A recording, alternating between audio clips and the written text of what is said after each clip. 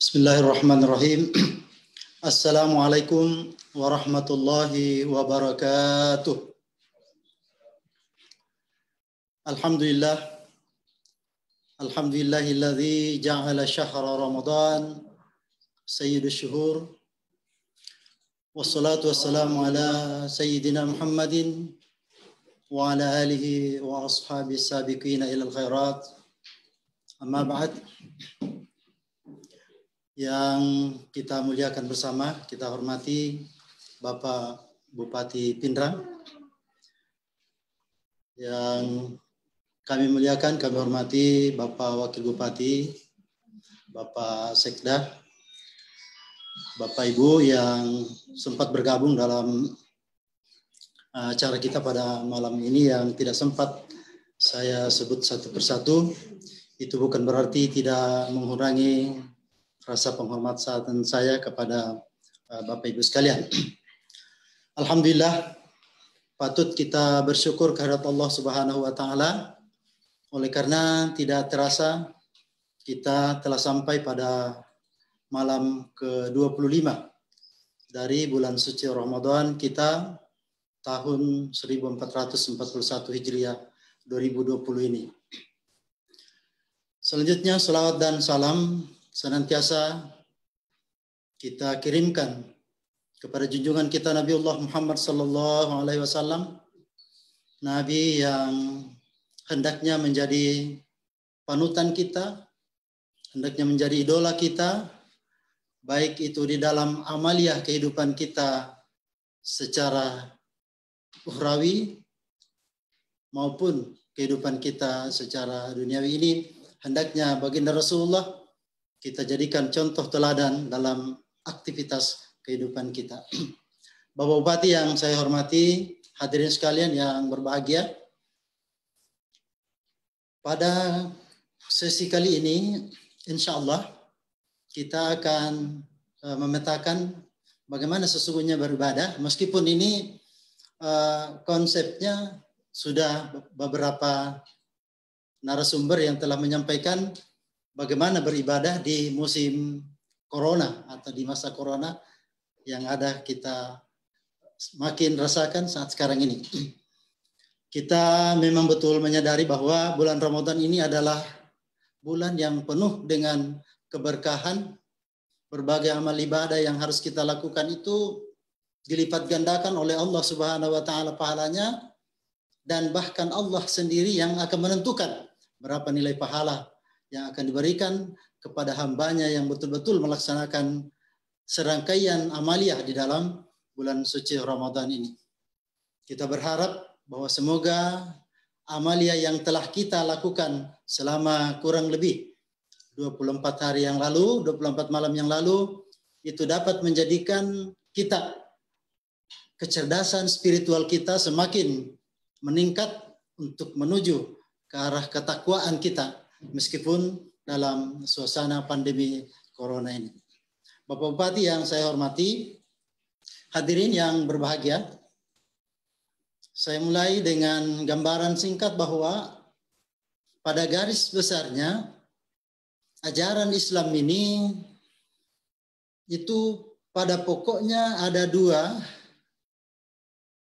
yang semestinya kita perhatikan. Bahwa di dalam ajaran Islam ini, di dalamnya ada perintah, tetapi dalam perintah itu juga terkandung larangan. Ya, di dalam perintah ada larangan juga. Kita bisa melihat situasinya, kenapa Allah selalu menggandengkan antara perintah dengan larangan ini. Tentu barangkali tujuannya bisa diraba bahwa supaya kita sebagai hambanya, kita sebagai ciptaannya ini tidak melakukan hal-hal seenaknya tanpa ada batas-batasnya. Dan semestinya inilah yang kita harus implementasikan dalam kehidupan kita sehari-hari. Kita bisa ambil contoh misalnya Di dalam Al-Quran surah Al-Baqarah dijelaskan tentang perintah Nabiullah Adam alaihissalam bersama dengan istrinya. Di situ disebutkan wa qulna ya Adam uskun anta wa zawjukal jannah wa kula minha ragadan haitsu syi'tuma wa la taqraba hadhihi syajarah fatakuna minadh dhalimin. Di dalam ayat ini Allah memerintahkan kepada Nabiullah Adam alaihissalam bersama dengan istrinya, uskun anta wa zawjukal jannah.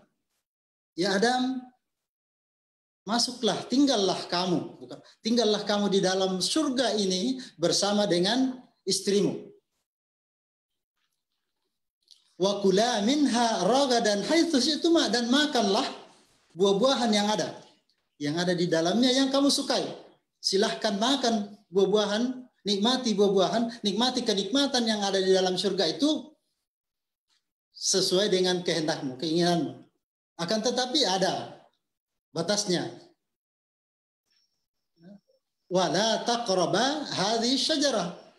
Kamu di samping menikmati segala apa yang ada di dalam surga itu, kamu hendaknya ingat, tidak boleh sebebas sesuai dengan keinginanmu. Tetapi ada, jangan kamu sekali-kali mendekati pohon ini. Wala taqraba hadhihi syajarah. Ada sebagian mufassir mengatakan bahwa Adam dilarang untuk mendekati pohon khuldi.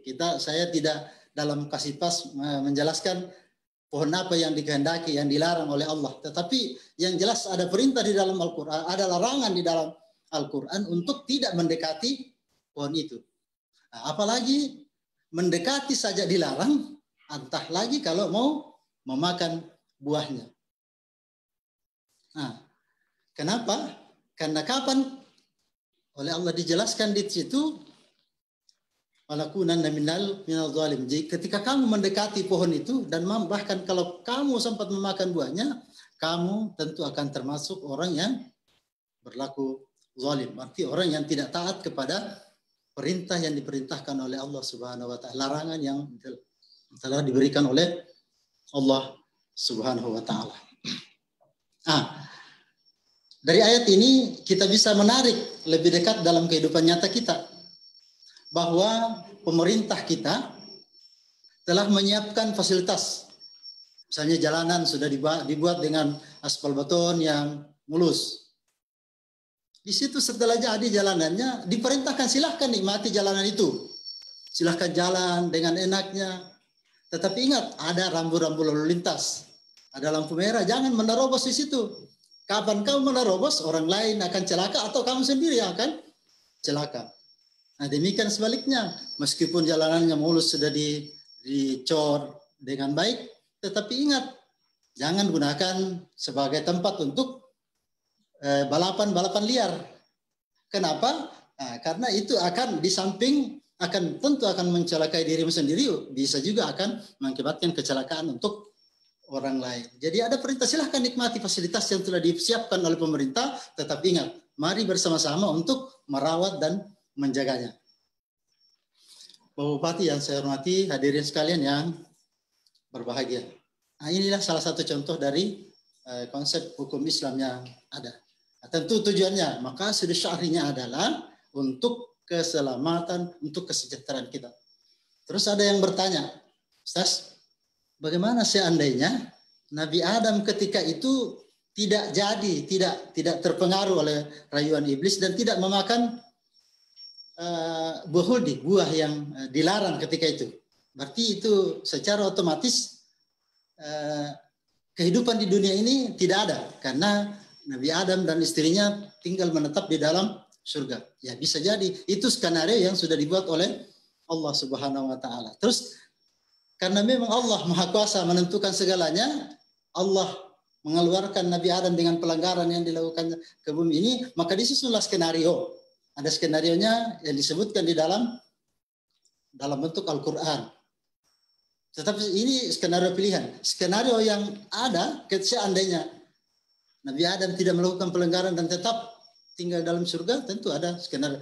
Bagaimana model skenario-nya? Allah tidak menjelaskan lagi kepada kita bagaimana konsepnya. Nanti kita akan merasakannya setelah kita meninggalkan dunia ini yang merupakan tempat kita melakukan berbagai aktivitas untuk menyongsong kehidupan. Yang jelas kita akan masuk ke dalam skenario berikutnya yang telah diciptakan, dibuat oleh Allah Subhanahu wa Ta'ala. Hadirin Bapak Bupati yang saya hormati, jadi maqasid syar'i yang ada yang telah ini adalah untuk keselamatan, untuk kesejahteraan dan untuk kenyamanan kita umat manusia. Tujuannya adalah untuk memelihara. Apa yang dipelihara? Yang dipelihara itu adalah hifzuddin, memelihara agama, memelihara jiwa.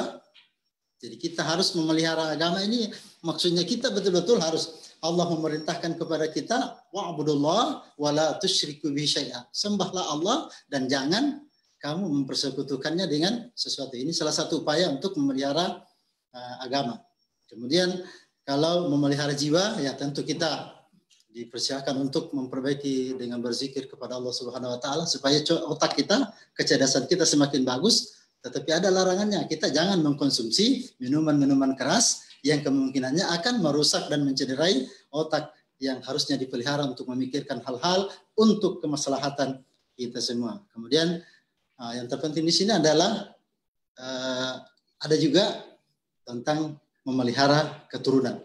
Di dalam memelihara keturunan ini Allah telah memerintahkan kepada kita, ada normanya untuk memelihara keturunan ini, yaitu kita dianjurkan untuk menikah. Di dalam menikah sudah detail rincian penjelasannya bagi remaja anak muda yang sudah sanggup menikah dan mampu membiayai kehidupan keluarga, silahkan menikah. Tetapi kalau belum sanggup, maka ada jalan keluar yang diberikan oleh Rasulullah, silahkan berpuasa dulu. Puasa dulu, tahan dulu. Jangan hanya memperturutkan hawa nafsu. Jadi selalu ada. Kenapa harus menikah? Karena harus jelas. Ini untuk menjelaskan siapa keturunannya, bagaimana keturunannya dan sebagainya. Terus ada yang sempat mempertanyakan, ini ada ketidakadilan katanya. Kenapa laki-laki dibolehkan punya istri lebih dari satu, sementara perempuan tidak boleh dalam kondisi bersamaan punya suami lebih dari satu. Ini kelihatannya secara tekstual mungkin dia tidak adil, tetapi sesungguhnya ada hikmah di baliknya. Bisa dibayangkan bagaimana kalau seandainya perempuan memiliki suami lebih dari satu. Tidak jelas nanti yang mana mau ditulis namanya di akta kelahiran. Siapa bapaknya? Kalau mau ditulis semua, lebih repot di kependudukan. Ini tujuannya sehingga ada, di samping ada perintah, ada larangan. Kita boleh melakukan, memperhatikan hal-hal seperti itu. Hadirin Bapak Bupati yang saya hormati, kaitannya dengan situasi, kondisi yang kita sedang hadapi saat sekarang ini, wabah Corona virus ini 2019 atau COVID-19, kita telah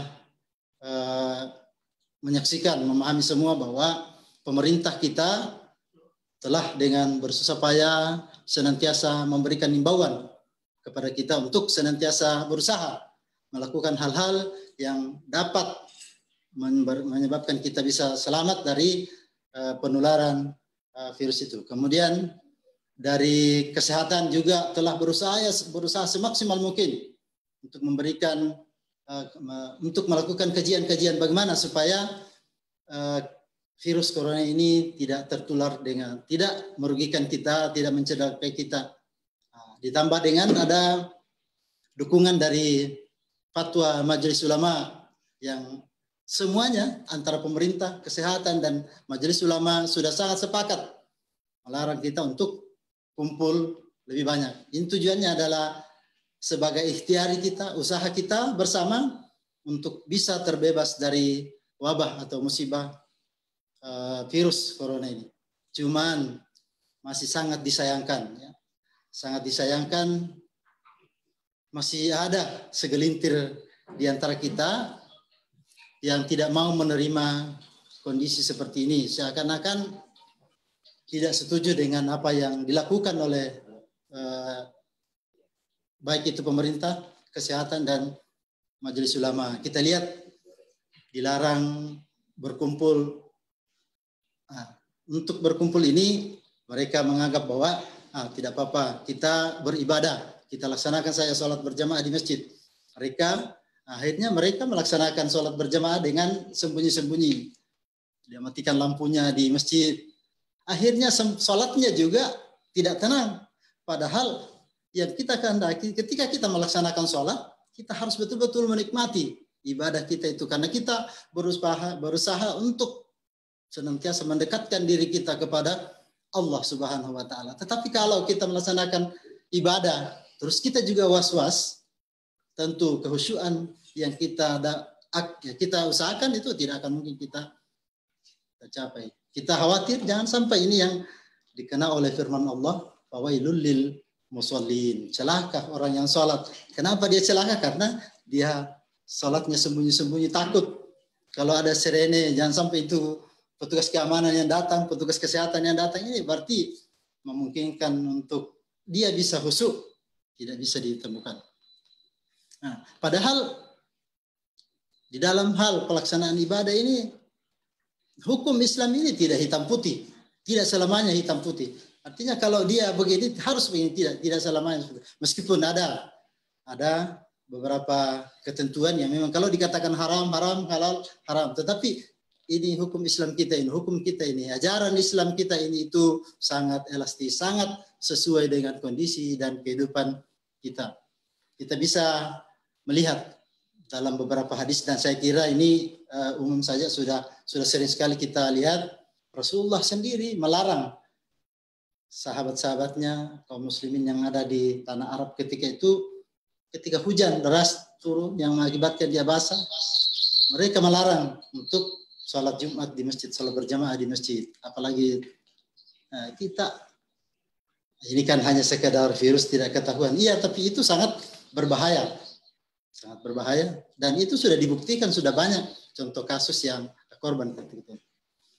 Kita lihat elastisitas dari hukum Islam ini itu sudah sangat jelas kelihatan. Nah, misalnya di bulan suci Ramadan ini perintah melaksanakan puasa. Kita sudah jelas, sudah sering kita mendengarkan dalil-dalilnya. Saya hanya akan mengangkat bagaimana elastisitas dari hukum Islam ini ditinjau dari pelaksanaan puasa ini. Salah satu contoh, saya hanya contoh kasus saja, bahwa di zaman Rasulullah ada seorang laki-laki yang datang kepada Rasulullah menyampaikan permasalahannya. Ya Rasulullah, saya ini celaka, saya ini bahaya, saya ini gawat, saya ini. Kalau kita bahasa kita minnaja kayak iya. Kalau bahasanya Rasulullah ketika itu, kalau kita bahasakan seperti kita sekarang, maka maga si ketumbok. Kade man rasa kayak iya. Maga ko maka de laba ka aga maga ko. Kade iya rokko boleh. Iya romana. Tulilalo ko boleh tulilalo ko sa de nama daster rapo. Sampai akhirnya mapuasa apa itu naso. Tagala jena liu kisi bawah. Naso puasa apa? Nanapa upahan maka dari nareko. Kalau kejadian ada hubungan suami istri di siang hari pada bulan suci Ramadan, itu ada dendanya, ada kafaratnya. Jadi saya menunggu bagaimana keputusan Rasulullah. Apa jawaban Rasulullah? Kalau begitu kondisinya, sekarang ini kamu dapat hukum kafarat. Itu harus kamu diwajibkan untuk berpuasa 2 bulan berturut-turut. Tidak boleh selang-seling, tidak boleh peri-peri. Kalau 1 kali batal, gagal, berarti harus mengulang lagi. Kada wae, ko ni carana. Yaro lagi nasi ulang. Nah, laba kebobolan apalagi ko gana idom pulang wae. Minaja ni susahnya tuh. Tidak bisa dia mulai. Tidak bisa ya Rasulullah. Kalau begitu diganti hukumannya, kamu memberi makan 60 fakir miskin. Kenapa nih tuliwa sih? Sedih lagi, nah iya lagi, nah balanca aku ke lagi tangapu. Dia nulis rapi. Apalagi narek ke meloka, melengi, balanca, biayai, pabukai, 60 tahun. Kada jadi, dia simulai kada. Ay, coba dia ulai Rasulullah. Kalau begitu, kamu harus disiapkan oleh Rasulullah, itu disiapkan kurma. Jadi kamu itu pale angkahe ke Roma TVI lo kampungmu napa mau bagi-bagian. Sampai ya tahu kami nak kasih kemudian kamu kasih. Kata Rasulullah, dia juga agak kami nak kasih okor kampungku sangat dina iya mija. Ya tolong ya, alhamdulillah makmur kamu ada dina bukai. Iya dia juga agak, dia jangan gana. Kasih di miroti. Bagi dua. Pikiran Rasulullah seandainya kita bisa baca maka iya tahu ya. Alena tu nadiga gamangkai na batak melo papole larangan. Kada jadi ko makko itu ay pakwani. Bawa itu ke Roma, lisu kalau balamu andre si babinimu. Nah, ini itu buktinya bahwa elastisitas daripada hukum Islam itu. Kalau darinya dia diwajibkan untuk puasa 2 bulan berturut-turut, kemudian disuruh memberi makan fakir miskin 60 orang, dia nolai. Nah, terus terakhir Rasulullah tidak memaksakan hukuman itu kepadanya, tetapi dengan elastisnya maka dia dikasih justru melakukan pelanggaran, tapi akhirnya dia dapat kurma juga bersama dengan istrinya. Ini menunjukkan bahwa di dalam kita beragama Islam ini harus betul-betul kita memahami bagaimana alur hukum yang ada. Contoh lain misalnya, di dalam kita melaksanakan sholat, itu harus diawali dengan berwudu. Ini dijelaskan di dalam Al-Quran, surah Al-Ma'idah ayat 16 ayat 6. A'udzubillahi minasyaitonirrajim. Bismillahirrahmanirrahim. Ya ayyuhalladzina amanu idza kuntum ila shalah faghsilu wujuhakum wa aydikum ilal marafiq wamsahu biruusikum wa arjulakum ilal ka'bain. Jadi kita diperintahkan, hai orang-orang yang beriman, ketika kamu mau berdiri untuk melaksanakan sholat, maka basuhlah mukamu sampai dan tanganmu sampai siku, kemudian sapu kepalamu dan kakimu sampai mata kaki. Di sini juga terkadang kita melihat di kalangan masyarakat awam kita masih ada yang ketika dia berwudu tidak sesuai dengan apa yang tata tertib yang telah digariskan oleh Allah Subhanahu wa taala. Ya kumajenne ketentuannya harus membasuh muka madari na cipu-cipu bami tapana. Nah, itu pun masih bagus kalau dia sapu mukanya. Tetapi terkadang ada yang keliru. Ketika dia membasuh tangannya, mulai kalau kerannya agak tinggi, dia mulai dari sikunya dulu sampai ke tangan. Padahal yang dianjurkan adalah tangan sampai siku. Ini karena kenapa pemahaman kita masih belum. Nah, demikian juga dengan kaki sampai ilal ka'bain. Harus dari ujung kaki baru sampai ke mata kaki. Jangan dari mata kaki dulu baru ke ujung kaki. Karena itu yang diperintahkan oleh Allah Subhanahu wa taala. Tetapi ini anjurannya, kita disuruh berwudu dalam kondisi yang normal. Tetapi ada ayat lain. Falam tajidu ma'a, jika kamu tidak mendapatkan air, fatayammamu, maka bertayamumlah. Tidak boleh dipaksakan air. Aja mana kau sumpahnya dia gawai pakai majene. Apa majene menakir orang pengalat-alat deh. Ada dalil lain, ayat lain yang menghendaki. Kalau kamu tidak mendapatkan air, maka kamu harus bertayamum. Bagaimana tayamumnya? Harus dengan sa'i dan thayyibah, tanah yang bersih. Caranya tinggal 2. Kalau tadi 4 tinggal 2. Famsahu biwujuhikum, basuh mukamu, wa aidikum, kemudian kedua tanganmu. Itu. Jadi kelonggarannya tidak mesti bahwa dia gawa leruntu aja atau sempaja. Tidak begitu. Tidak begitu konsep yang ditawarkan oleh ajaran Islam kita. Kenapa? Innallaha kana afuwan ghafura. Bahwa sesungguhnya Allah itu Maha Pemaaf lagi Maha Pengampun. Dalam hal melaksanakan sholat, juga banyak contohnya kita lihat. Kalau kita tidak mampu berdiri, sholat sewajarnya harus dilaksanakan dengan berdiri tegak. Tetapi ketika kita dalam kondisi apakah itu sakit atau apalah namanya, kita bisa melaksanakan sholat dengan duduk di kursi. Ya, jadi kalau misalnya lutut kita sudah tidak tahan karena berat badan tidak seimbang dengan tinggi badan kita, maka bisa kita menggunakan kursi untuk melaksanakan sholat. Kalau tidak bisa lagi dengan kursi, dengan duduk, maka silahkan berbaring. Kalau masih berbaring belum bisa, silahkan dengan hati, dengan mata dan seluruhnya.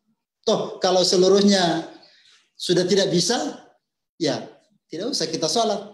Kita tinggal menunggu di sholati. Nah, jadi itu konsekuensi dari ajaran Islam ini sangat elastis, sangat gampang untuk kita. Jadi kita tidak boleh menyusahkan diri kita demi untuk melaksanakan ibadah. Apalagi ko lo ni matarawe napa makali coba bumi ibu ne lampu nama sige we untuk mo ko itu sampu mabuang kumabuas sih ini karena sesat. Nah, contoh lain misalnya di dalam sholat ini masih ada. Nah, misalnya sholat itu harus dilaksanakan sesuai dengan waktunya, waktu yang ada. Jadi sholat 5 waktu ini harus hukum dasarnya itu inna sholata kanat alal mu'minina kitaban mawquta. Sesungguhnya sholat itu telah ditentukan waktu-waktunya. Itu dalam waktu yang normal. Zuhur dilaksanakan pada siang hari jam 12 dan seterusnya. Asar, maghrib, isya, subuh. Itu ditentukan waktunya ketika dalam kondisi normal. Tetapi apabila dalam kondisi tidak normal, misalnya kita dalam kondisi safar atau apa, dalam kondisi apa kita yang sesuai dengan sunnah Rasulullah SAW, kita bisa saja melaksanakan sholat zuhur pada waktu asar. Ini yang disebut dengan jamak takdim. Atau kita laksanakan sholat asar pada waktu zuhur. Jamak takdim dan jamak takhir. Nah, demikian seterusnya. Sholat maghrib misalnya bisa digabung dengan sholat isya. Dengan ada ketentuan fikihnya, jaraknya sekian. Tetapi itu pun jarak harus kita lihat kondisinya. Misalnya di dalam buku fikih kita lihat harus sekian kilometer, misalnya 90 kilometer. Tetapi kalau di dalam situasi yang macet, biar 2 kilometer saja. Kalau dalam situasi macet misalnya di Makassar, kita dari Petarani mau ke Klaro misalnya, dari hotel. Di situ macet sekali. Pas kita di tengah Petarani ini macet, tidak bisa masuk waktu maghrib. Kita mau berhenti tidak ada, susah karena mau kita keluarkan, kita parkir kendaraan itu akan mengganggu orang lain. Kita macet di situ sampai tiba-tiba masuk waktu isya. Apakah kita biarkan saja aman lewat ini sholat maghrib tidak dilakukan? Loh, tidak. Kita bisa melaksanakan sholat jamak. Kita bisa gabung dengan jamak takhir. Kita laksanakan sholat maghrib dengan isya pada waktu isya. Ini kelonggaran yang diberikan oleh Allah Subhanahu wa Ta'ala. Dan itu oleh sebagian fuqaha membolehkan yang seperti itu. Yang penting kita diperintahkan untuk melaksanakan sholat dan jangan berusaha untuk mempersulit diri kita. Lebih-lebih misalnya kita dalam kondisi darurat, terdesak-desak dan diizinkan oleh ajaran Islam sholat yang 4 rakaat bisa 2 rakaat. Kecuali maghrib, jangan 3 rakaat dijadikan 2 saja, itu tidak dibenarkan.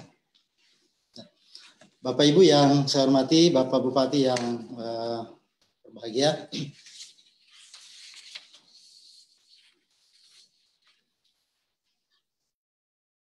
cuman kita melihat kondisi keberagamaan kita memang masih ada hal-hal yang memprihatinkan.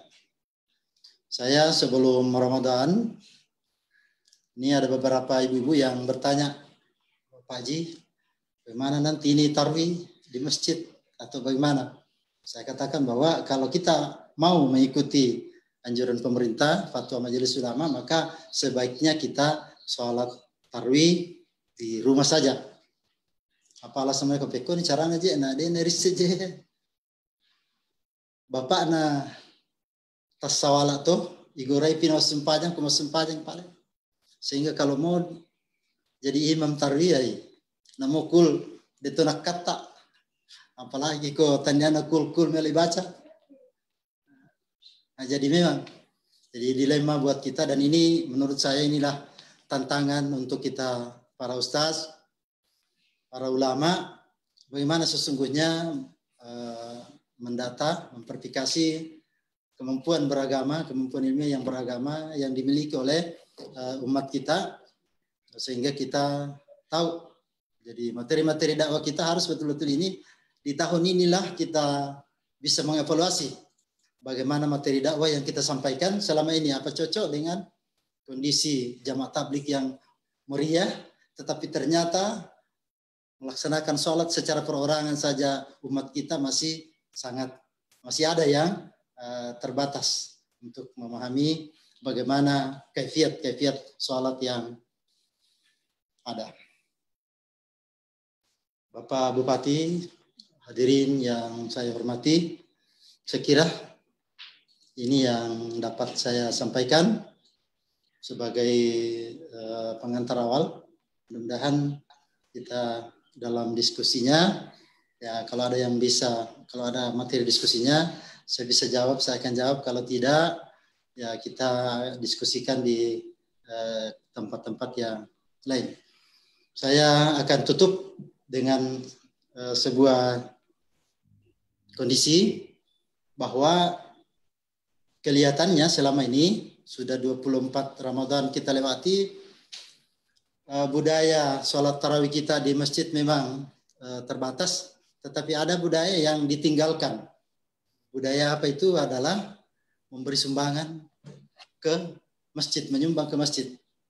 Saya kira tidak ada larangannya, biar kita tidak tarawih di masjid, kita boleh juga menitipkan sebagian dari harta yang kita miliki untuk kelangsungan pemeliharaan dan pembangunan masjid-masjid yang ada di sekitar kita.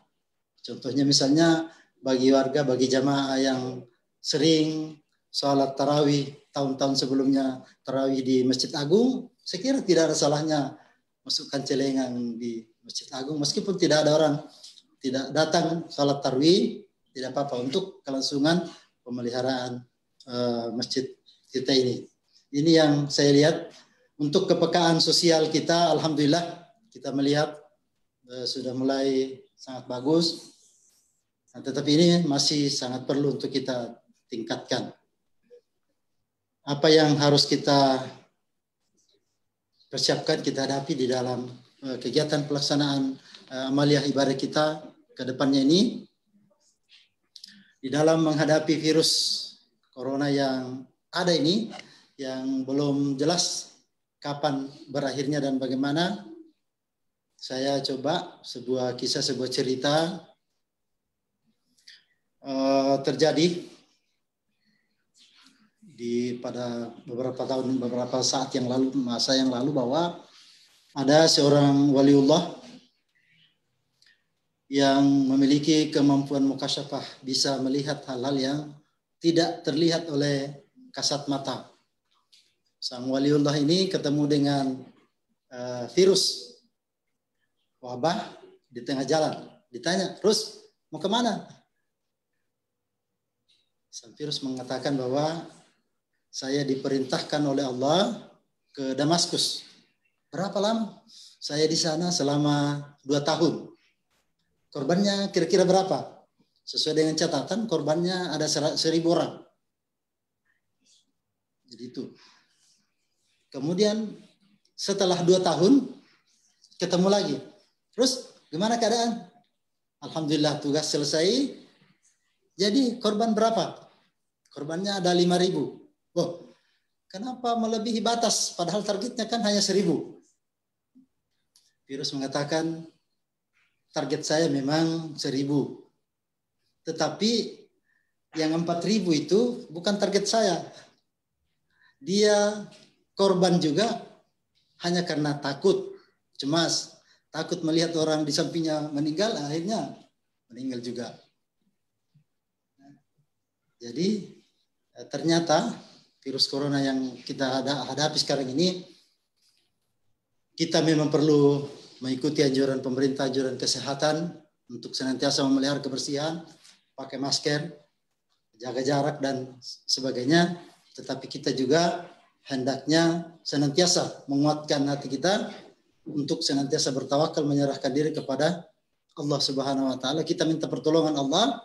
Semoga Allah Subhanahu wa taala memberikan kekuatan, memberikan keselamatan kepada kita sehingga kita bisa beraktivitas secara normal sebagaimana tahun-tahun atau masa-masa sebelumnya. Terima kasih. Mohon maaf atas segala kekurangan. Saya merasa terhormat sekali diberikan kesempatan untuk hadir pada kesempatan ini. Saya yakin apa yang saya sampaikan ini sangat jauh dari kesempurnaan karena saya adalah manusia biasa yang hanya alumni pesantren Tilang. Sahiri minallahil musta'an wa la itiklan. Assalamualaikum warahmatullahi wabarakatuh. Waalaikumsalam warahmatullahi wabarakatuh. Terima kasih Pak Ustaz. Alhamdulillah kita bertemu kembali pada malam Lailatul Qadar ini, malam ke-25. Dan yang saya hormati Bapak Bupati, yang saya hormati Bapak Wakil Bupati, serta yang saya hormati para partisipan yang sempat bergabung pada malam hari ini. Mungkin ada di antara kita yang ingin bertanya sehubungan dengan materi yang disampaikan oleh Pak Ustaz. Saya persilahkan Pak. Karena waktu masih sekitar 9:30 ini. Masih ada waktu beberapa menit untuk kedepannya ini. Sebelum kita tutup.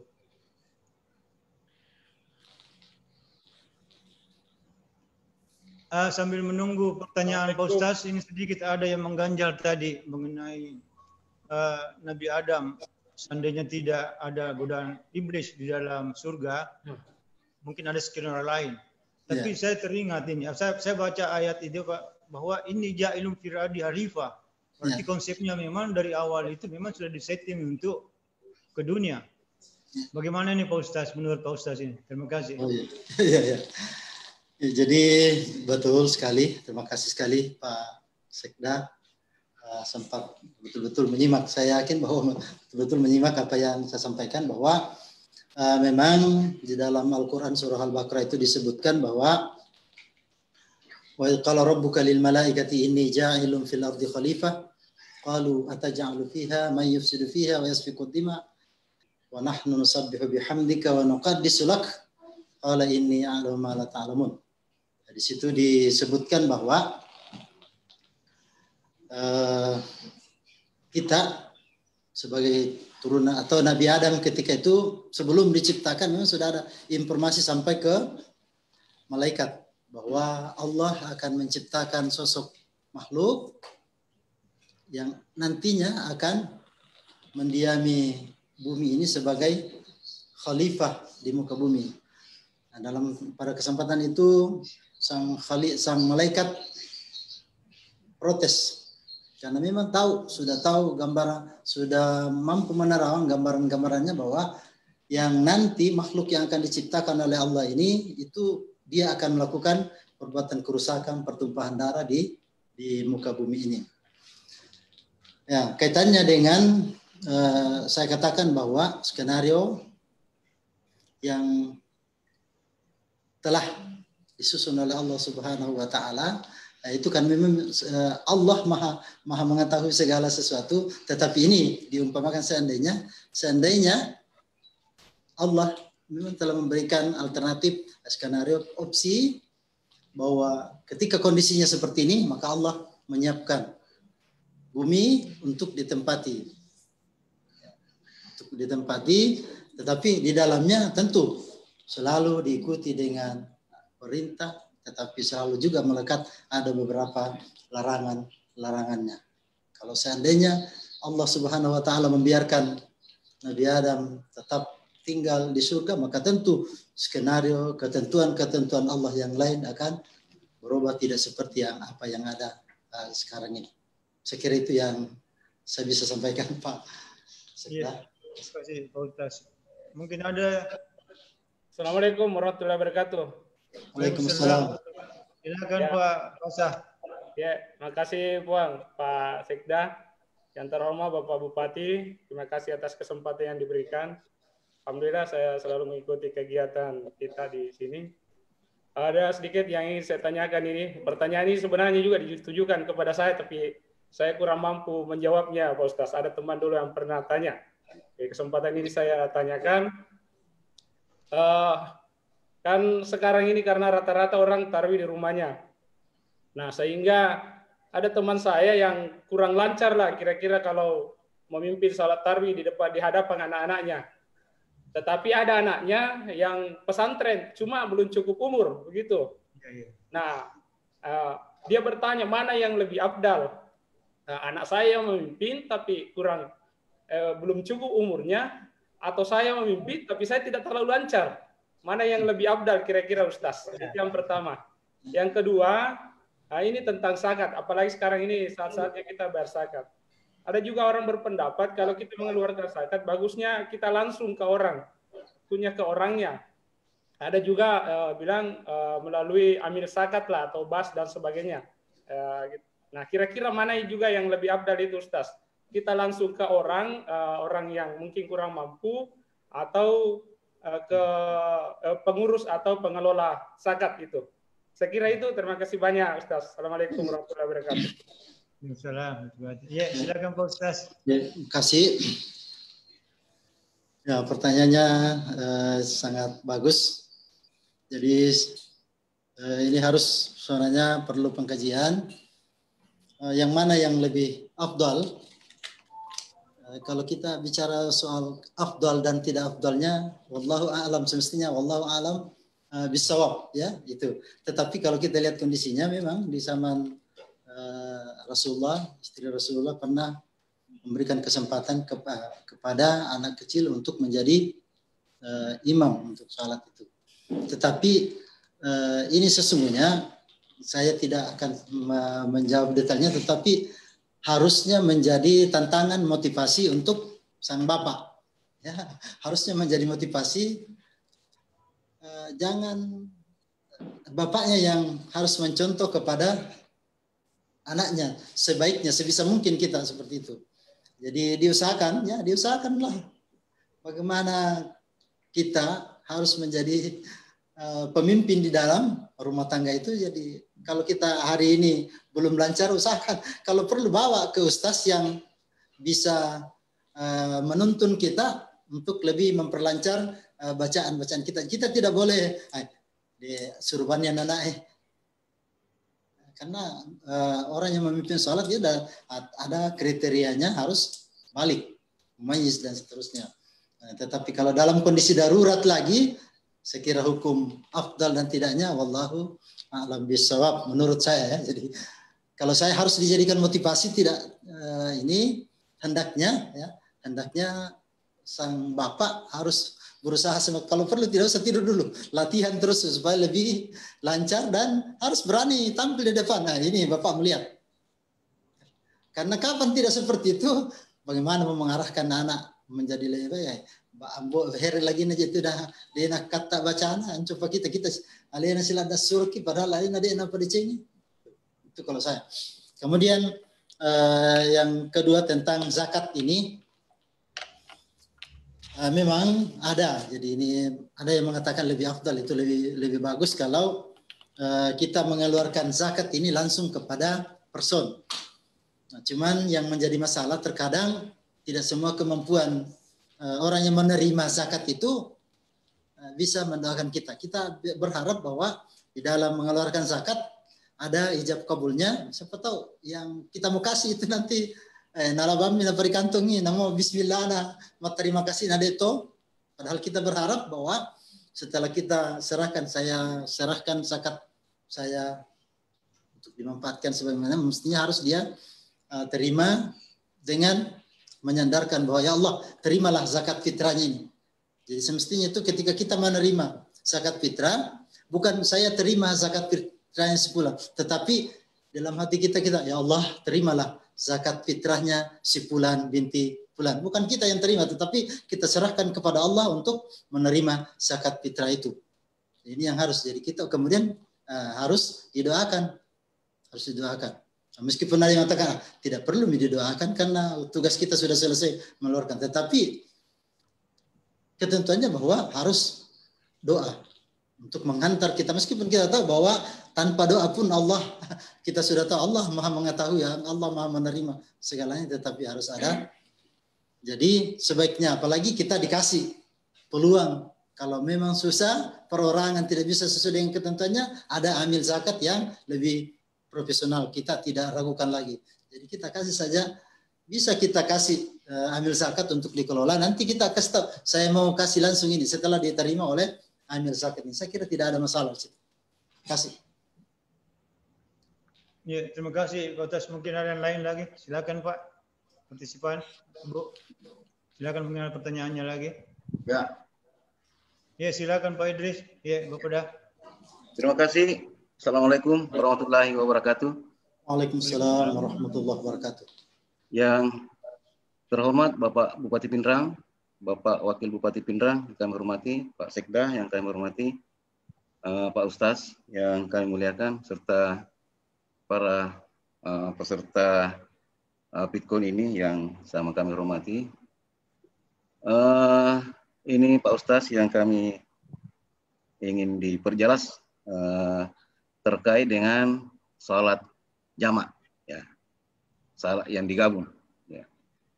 Dalam hal kondisi kita antara waktu asar dengan maghrib, di situ kita kemacetan misalnya, atau dalam keadaan kondisi macet, nah, dua salat ini kan bukan kategori yang untuk dilakukan untuk jamak antara maghrib dengan antara asar dengan maghrib. Itu kondisi yang pertama. Kemudian kondisi yang kedua, terkadang Pak Ustaz kita menghadiri satu acara sebelum masuk waktu asar. Dan acara tersebut berlangsung, kita tidak diperkenankan untuk meninggalkan sampai masuk waktu maghrib. Nah, inilah yang kami pertanyakan Pak Ustaz, bagaimana untuk menyikapi kondisi seperti ini. Ya, sekian, Assalamualaikum warahmatullahi wabarakatuh. Waalaikumsalam warahmatullahi wabarakatuh. Ya, silakan Pak Ustaz. Ya, terima kasih banyak. Ya, pertanyaan ini sangat bagus. Ya, jadi ini perlu pengkajian fikih yang sangat mendalam. Nah, cuman saya yang ringan-ringannya saja, bahwa memang saya kira kegiatan kita ini yang memang kebanyakan terlewatkan antara sholat asar dengan maghrib. Mau digabung bukan, tidak ada aturannya, ya, tidak ada aturannya bahwa bisa digabung antara asar dengan maghrib. Maka untuk bijaksananya kita harus, kalau saya ikuti, saya kira kalau ada kegiatan kita harus cek dulu memang bahwa pada saat sholat zuhur nanti bagaimana kegiatan itu. Apakah kita punya kesempatan untuk melaksanakan sholat asar atau bagaimana? Kalau memang tidak ada kesempatan, ya harus melaksanakan sholat asar di waktu zuhur. Kita harus jamak dengan zuhur itu. Ya. Jadi kita harus cross check memang kalau kita punya kehati-hatian. Ya, cuman biasa kita tidak hati-hati. Kopirwa di mogata matu cili. Ini artinya kita tidak punya kehati-hatian. Di banyak kasus memang ada yang sering sekali dia sumbangkan, dia korbankan sholat asar dengan hanya karena kesibukan tertentu. Makanya sholat asar ini punya keistimewaan tersendiri karena disitulah memang banyak sekali gangguan, godaan, dan waktunya sangat mepet dan singkat. Jadi kalau saya bagusnya ketika itu harus di cross check dulu. Nanti saya susah untuk melaksanakan sholat asar ini, maka kita harus memulainya dengan sholat zuhur. Toh misalnya sudah kita laksanakan itu, tetapi ternyata ada kesempatan sholat asar, saya kira ada kemungkinan bisa kita laksanakan sholat asar dengan baik.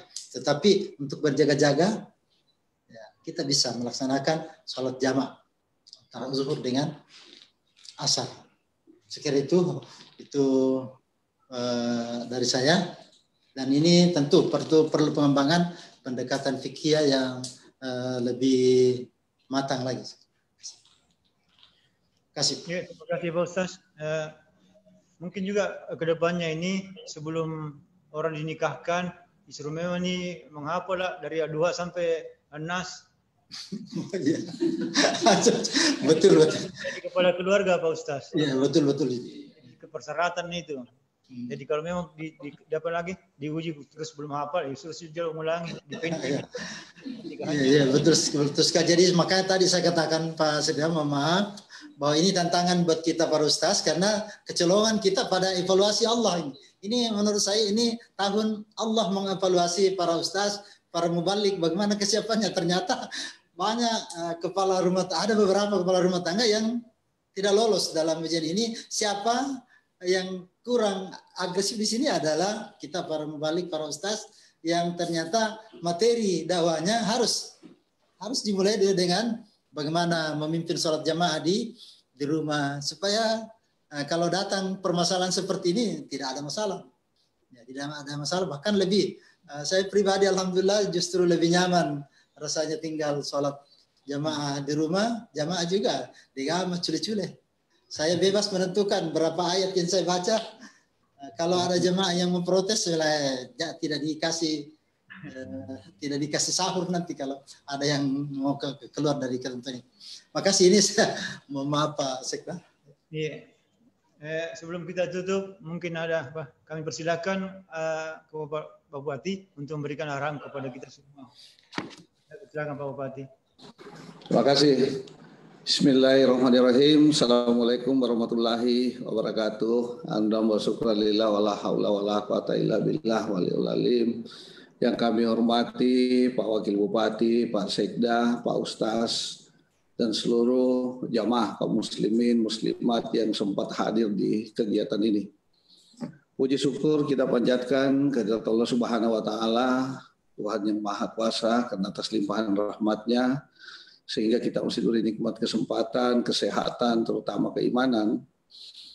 Di bulan suci Ramadan ini kita sudah ada di malam ke-25 atau 24 puasa kalau tidak salah. Para jamaah yang kami hormati, walaupun masih kita dalam suasana kegelisahan karena COVID-19 ini, tetapi nuansa Islamia yang ada di Pinrang tetap selalu berjalan walaupun melalui dengan video conference atau virtual yang kita lakukan seperti ini. Saya kira ini tidak mengurangi nilai-nilai ibadah kita terhadap Allah Subhanahu wa taala. Bapak Ibu sekalian, yang ingin saya sampaikan karena ini juga live streaming di media sosial, bahwa pemerintah daerah dan juga kami selaku ketua gugus tugas dengan teman-teman sekalian sangat berusaha semaksimal mungkin untuk meminimalisir penyebaran COVID-19 ini.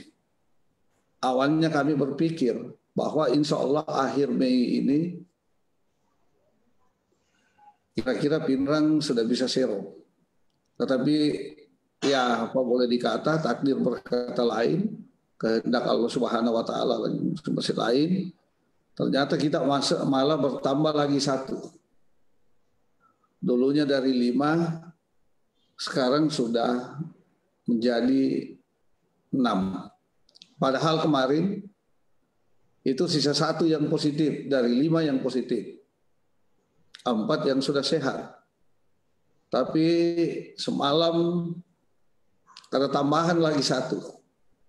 Ada tambahan lagi 1, jadi posisinya Pinrang sudah 6. 2 dalam masa perawatan, 4 alhamdulillah sehat. Ya, tentu kami atas nama pemerintah masih tetap selalu menghimbau kepada seluruh masyarakat Pinrang pada khususnya untuk tetap masih kita berlakukan yang namanya protap kesehatan. Protap kesehatan ya seperti yang selalu dihimbaukan oleh pemerintah. Saya tahu persis di bulan ini mungkin kata hati kita semua ingin sekali melakukan yang namanya tarawih berjamaah di masjid. Tetapi karena sesuatu hal, karena pandemi, COVID-19 ini yang kita sangat khawatirkan. Kalau kita berinteraksi langsung dengan jumlah banyak orang. Ini yang harus selalu kita pikirkan. Walaupun saya tahu persis banyak cemoohan terhadap gugus maupun pemerintah daerah. Pembatasan-pembatasan apalagi untuk sementara meniadakan kegiatan di masjid untuk beribadah. Karena ini semata-mata tujuannya betul-betul cuma untuk memutus mata rantai penyebaran penyakit ini. Ini sisa 1 minggu lagi dari hari ini, 6 hari dari hari ini, kira-kira insya Allah kita masuki Idul Fitri. Ini sudah banyak yang meminta supaya kita lakukan sholat Idul Fitri. Pemerintah daerah sekarang lagi mengkaji. Mudah-mudahan insya Allah kalau kita bisa minimalisir masyarakat kita ini bisa patuh dalam waktu 2-3 hari ini untuk tetap tidak terlalu berkegiatan dulu di luar rumah sampai dengan memasuki hari Idul Fitri.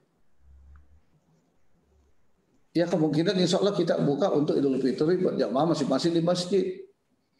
Jadi masing-masing masjid. Ini masih dalam tahap kajian.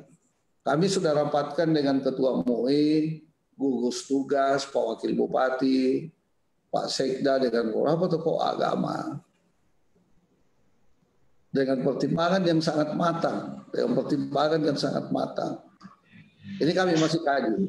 Insya Allah kami akan keluarkan edaran mungkin dalam 1-2 hari apakah kita lakukan sholat Idul Fitri atau tidak secara berjamaah.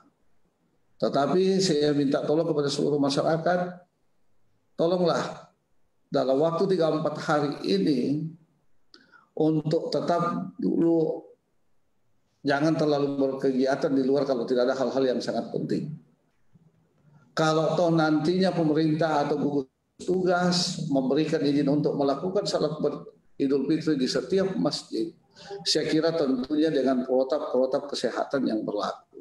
Kalaupun tentunya nanti kajian ini membolehkan untuk melakukan salat Idul Fitri di setiap masjid, tentu dengan tetap dengan protap kesehatan yang kita berlakukan mulai dari adanya COVID ini sampai dengan per hari ini. Ini yang harus kita lakukan. Saya berharap sekali kemarin bahwa insya Allah Pinrang ini sudah betul-betul bisa zero. Ternyata malah bertambah. Ini kenapa? Ini klaster yang bolak-balik keluar ke Parepare. Ini yang kena. Ini klaster yang berada di wilayah yang pandemiknya agak tinggi dibanding kita, sehingga kita bisa kena lagi. Ya makanya saya himbau kepada seluruh masyarakat Pinrang untuk tetap mewaspadai, untuk tetap mengikuti himbauan-himbauan yang kita lakukan sekarang. Masih banyak yang meminta kalau bisa air terakhir ini untuk melakukan salat tarawih. Saya bilang kalau bisa kita bersabar dulu lah. Kalau kita mau cepat pemulihan di Pinrang ini, saya kira tentu penuh dengan kesabaran untuk menghadapi penyakit ini. Kalau kita mau cepat pulih dan ketika kita mau kembali beraktivitas seperti dengan hari-hari yang lalu yang pernah kita lalui. Tentu ini dengan kesabaran. Nah, kawan-kawan kita tidak dengan kesabaran penuh untuk melewati masa-masa ini, sangat sulit kita melakukan pemulihan secara cepat. Karena kami bersyukur di Pinrang, kalau melihat tren yang ada dibanding dengan kabupaten lain, kita termasuk trennya menurun dibanding dengan kabupaten yang lain. Tetapi kita harus tetap waspada karena ada yang namanya fase kedua. Jangan sampai fase pertama ini kita lewati dengan bagus. Tiba-tiba fase kedua yang nantinya setelah Idul Fitri, tiba-tiba kita bisa terlalu besar. Ini yang saya khawatirkan. Kalau kita ketahui pendatang yang ada di Pinrang sekarang ini sudah kurang lebih 7.000 orang. Ini bukan pendatang, ini keluarga-keluarga kita yang ada dari rantau. Yang ada tersebar di 12 kecamatan. Ini ada kurang lebih 7.000 orang. Tadi alhamdulillah kita terima tenaga kerja dari Malaysia, kalau tidak salah 19 orang. Tapi alhamdulillah kita sudah lakukan rapid test, hasilnya negatif semua. Tetapi yang namanya pendatang apalagi dari luar, pemerintah daerah masih melakukan isolasi. Kami masih meminta petugas kesehatan dengan petugas gugus untuk melakukan isolasi di tempat isolasi yang telah disiapkan oleh pemerintah. Ini untuk menjaga kemungkinan adanya penularan. Karena yang seperti sekarang ini yang kita takuti adalah orang yang tanpa gejala. Orang tanpa gejala itu sehat. Mungkin imunnya bagus, tetapi yang bahayanya kalau berinteraksi dengan orang yang tidak mempunyai imun yang bagus, bisa saja jangkit, bisa saja menular. Ini yang kita khawatirkan. Makanya selalu ada pembatasan-pembatasan yang kita lakukan untuk berinteraksi dalam jumlah banyak. Contoh ya, ketika kita lakukan pembatasan-pembatasan atau untuk sementara meniadakan salat berjamaah. Ini. Begitupun juga dengan keadaan pasar, toko-toko, ini selalu saya masih lakukan persingkatan waktu. Masih didesak terus untuk memperpanjang karena mendekati hari Raya Idul Fitri. Jadi memang dilematis lah kita selaku pemerintah. Jadi saya cuma berharap seluruh masyarakat Pinerang pada khususnya untuk tetap menjaga dan mengikuti himbauan pemerintah sesuai dengan protap kesehatan yang kita berlakukan sekarang. Ini betul-betul cuma untuk memutus mata rantai penularan COVID-19 ini. Ini pun tujuannya untuk kemaslahatan orang Pinerang secara keseluruhan, supaya kalau cepat kita putus mata rantai COVID-19 ini, saya yakin dan percaya, insya Allah kita akan lebih cepat untuk melakukan aktivitas keseharian kita seperti awal-awal sebelumnya. Kami masih berharap sekali, mudah-mudahan dua yang positif ini kita berikhtiar dan bertawakal dan berdoa kepada Allah Subhanahu wa taala. Mudah-mudahan inilah yang terakhir. Jangan lagi ada tambahan. Mudah-mudahan inilah yang terakhir. Kalau ini yang terakhir, supaya kita bisa lebih cepat beraktivitas seperti hari-hari biasanya. Saya kira demikian Sekda, Pak Wakil Bupati, Pak Ustadz, dan saya ucapkan terima kasih kepada seluruh peserta yang hadir di kegiatan ini. Insya Allah masih satu kali lagi kita melakukan ceramah agama sampai dengan Hari Raya Idul Fitri nantinya insya Allah. Saya kira demikian, lebih dan kurangnya mohon dimaafkan. Wabillahi taufiq wal hidayah. Assalamualaikum warahmatullahi wabarakatuh. Waalaikumsalam warahmatullahi wabarakatuh. Demikian arahan dari Bapak Bupati yang kita harus menindaklanjuti dan patuhi bersama. Selanjutnya sebelum kita tutup, mari kita berdoa bersama yang dipimpin oleh Pak Ustaz. Tafadhal Pak Ustaz. Ya. Astagfirullah. Bismillahirrahmanirrahim. Alhamdulillahirabbil alamin, hamdash syakirin, hamdan na'imin. Hamdan yuafi ni'amahu wa yukafi mazidah. Ya Rabbana lakal hamdu kama yanbaghi li jalali wajhikal karim wa 'azimi sultanik. Allahumma salli ala sayyidina Muhammadin sayyidil mursalin wa ala alihi wa sahbihi ajma'in. Allahumma ya Allah, ya Rahman, ya Rahim. Jadikanlah kehadiran Ramadan buat kami disertai dengan keimanan dan keamanan, serta keselamatan dan kesehatan yang sempurna, serta ketabahan dari aneka ragam penyakit, terlebih khusus virus corona yang sedang melanda dunia ini. Ya Allah, limpahkanlah hidayah-Mu kepada kami yang dapat mendukung kami dalam melaksanakan ibadah dan aktivitas duniawi kami dengan tenang dan nyaman. Ya Allah, arahkanlah Ramadan itu kepada kami, serta terimalah Ramadan itu dari kami hingga selesai dengan penuh ampunan, rahmat dan maghfirah, serta terbebas dari virus corona yang sedang melanda kami. Allahumma anta rabbi la ilaha illa anta khalaqtana wa ana abduka wa ana ala ahdika wa ahdika mastata'tu wa a'udzu bika min syarri ma sana'tu wa abu laka bi ni'matika alayya wa abu laka bi dhanbi faghfir li fa innahu la yaghfiru dhunuba illa anta. Rabbana zalamna anfusana wa illam taghfir lana wa tarhamna lanakunanna minal khasirin. Allahumma rifa'anna al-ghala wal bala wal waba was-salasil wal fitan wal fawahisha ma dhahara minha wa ma batan. An baladina hadha hassah wa an biladi muslimina.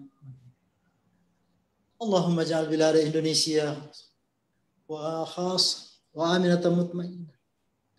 Allahumma ja'al biladana Indonesia aminatan mutmainnah, khususan mantiqata Pinrang aminatan mutmainnah. وفق اللهم حكامها ورؤساها وزعماها على ما في صلاح العباد. ربنا تقبل منا إنك أنت السميع العليم وتب علينا إنك أنت التواب الرحيم واغفر لنا وارحمنا إنك أنت أرحم الراحمين. ربنا آتنا في الدنيا حسنة وفي الآخرة حسنة وقنا عذاب النار. سبحان ربك رب العزة عما يصفون وسلام على المرسلين والحمد لله رب العالمين. الفاتحة.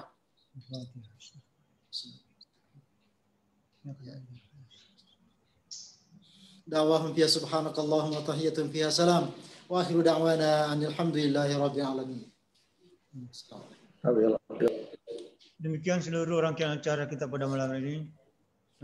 Mengucapkan alhamdulillah, kita tutup bersama acara ini. Terima kasih. Assalamualaikum.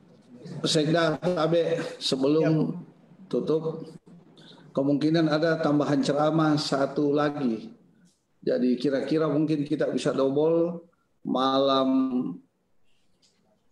Rabu dengan malam Kamis, atau Kamis malam Jumat. Ada penceramah satu yang ingin sekali ikut untuk memberikan tausiah. Jadi kemungkinan kita saja malam Rabu Pak Sekda, insya Allah. Jadi malam Rabu satu, malam Kamis terakhir ini ditutup oleh Ketua Majelis Ulama. Ya, jadi mungkin malam Rabu ada penceramah satu, ada teman yang ingin sekali ikut virtual di sini. Ya, itu Pak Haji Arifudilewa, Pak Haji Arifudilewa dari Makassar, biasa dikenal Harley. Itu insya Allah saya biasa komunikasi dengan beliau, dia menelpon, dia ingin sekali memberikan tausiah satu kali di sini. Ya, mudah-mudahan insya Allah kalau kesempatan nanti kita edarkan secara langsung lagi, nanti kita sampaikan kalau memang jadi. Saya kira demikian Pak Sekda. Terima kasih. Terima kasih Bapak Pati. Demikian. Assalamualaikum warahmatullahi wabarakatuh.